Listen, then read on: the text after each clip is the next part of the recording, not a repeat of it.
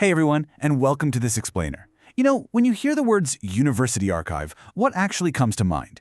You're probably picturing, well, a forgotten dusty basement somewhere just filled with cobwebs and endless stacks of unread paper, right? But what if I told you that couldn't be further from the truth? Today, we're looking at the absolutely incredible survival of Polish university archives. These aren't just storage closets, they are dynamic, surviving organs of history. We're talking about the living memory of institutions that literally crawled out of the ashes of war to face the algorithmic challenges of the modern digital age. Let's dive in. To really understand where these archives are today, we first have to look at the grim reality of where they started. Picture this.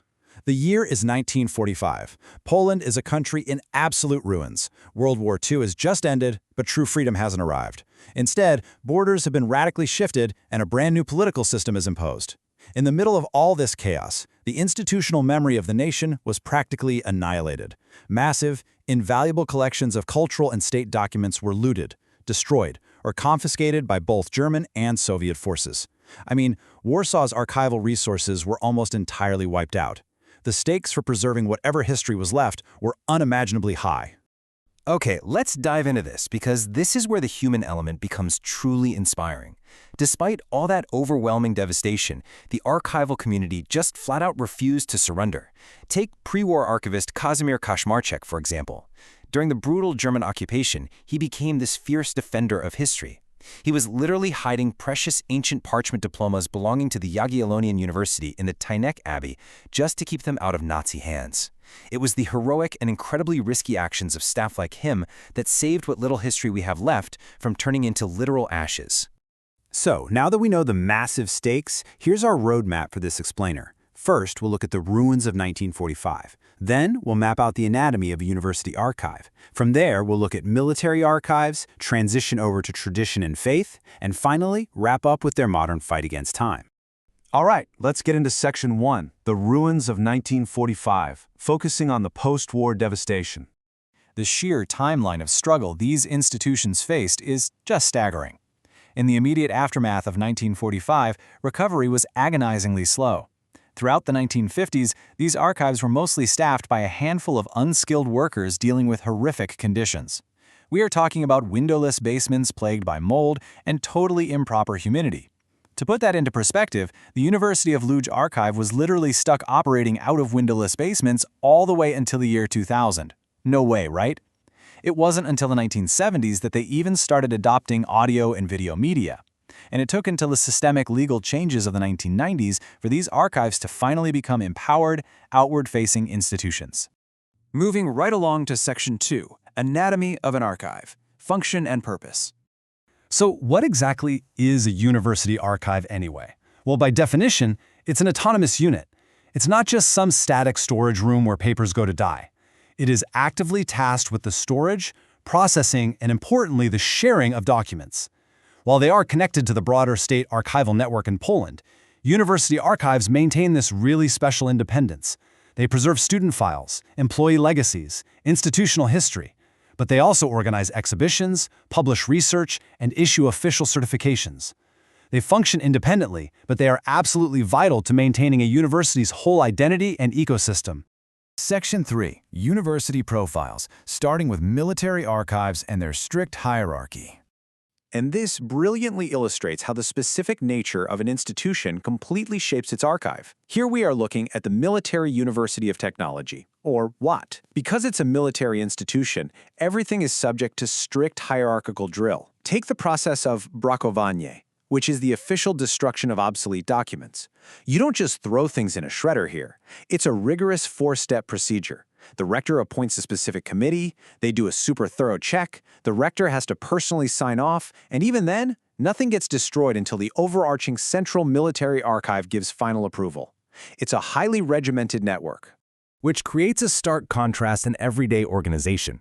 Just look at the difference here. Civilian institutions, like the University of Łódź, organize files pretty simply into open collections, like student documents and doctoral records, and closed collections, like the legacies of former professors. But then look at the military university. Their documents are segregated strictly by military function. Command directives, didactic instructions, scientific research, and general logistics. The very structure of the archive perfectly mirrors the chain of command of the military itself. Pretty fascinating, right? Let's shift gears to Section 4, Tradition and Faith. Now, when we look at tradition, we absolutely have to look at the Jagiellonian University in Krakow. It's the oldest and arguably most prestigious in Poland, but their archival story is marked by heartbreaking losses. During the war, their foundational acts from the years 1364 and 1400 were completely destroyed. Massive, irreplaceable gaps were torn into their 19th century collections. When we consider these tragic losses, remember our earlier discussion about Kazimierz Kaczmarczyk. It is exactly because of this devastating loss that the heroic efforts of the staff to hide those surviving parchments were so absolutely vital to preserving Poland's academic heritage. Religious academic institutions faced their own agonizing challenges long after the war actually ended. During the Stalinist era of the 1950s, the Catholic University of Lublin, or KUL, operated on the absolute brink of forced stagnation. The communist state system viewed academic groups focused on religious heritage with deep suspicion. Archivists working with Catholic institutions faced severe repression, censorship, and were often forbidden from even consulting with outside archival networks. It wasn't until much later that they could actively rebuild and coordinate their vital historical collections. Finally, Section 5, The Fight Against Time. Let's look at the modern challenges. So the crucial point here is grasping the sheer physical reality of what these archives manage today. By 2001, the Jagiellonian University held 5,000 linear meters of files. The University of Warsaw had 4,000 meters. The University of Lodz had 3,000 meters. We are talking about literal kilometers upon kilometers of physical history. Student files, historical decrees, research papers, all of it requiring careful physical preservation, climate control, and cataloging. It's massive. But it's not just ancient history sitting on those kilometers of shelves. Take the Nicholas Copernicus University, or UMK, in Turin. While 90% of their archive is for internal university use, they are simultaneously acting as a vault for dynamic modern social history. They preserve the crucial records of student and social groups from the communist era, like the Independent Students Association and the famous Solidarity movement. UMK is a prime example of an archive that recognizes its role in capturing modern history. And because of this, they are currently pushing incredibly hard for the digitalization of their records. However, this push for digitalization brings us to a massive hidden hurdle. Many archives are burdened with severe technological debt. They survived wars, they survived political repression, but now they are fighting failing hardware. The reality is that some archives are still relying on early 1990s computers. These machines are so archaic, they literally cannot run modern standard operating systems like Windows or Linux. It's a profound modern challenge. How do you efficiently preserve hundreds of years of history when the digital tools you are given are entirely obsolete? Which brings us to our final lingering thought for today. What does this all mean for us? These archives have survived the literal ashes of 1945.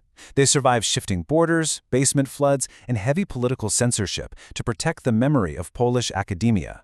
But as the very 1990s computers they rely on become historical artifacts themselves, will these hidden academic heroes win the race to digitize their past before the ink and the hard drives finally fade? It's a huge challenge, but you know what? Given their incredible history of survival, I definitely wouldn't bet against them. Thank you so much for joining me on this explainer today. Keep learning, and I'll catch you next time.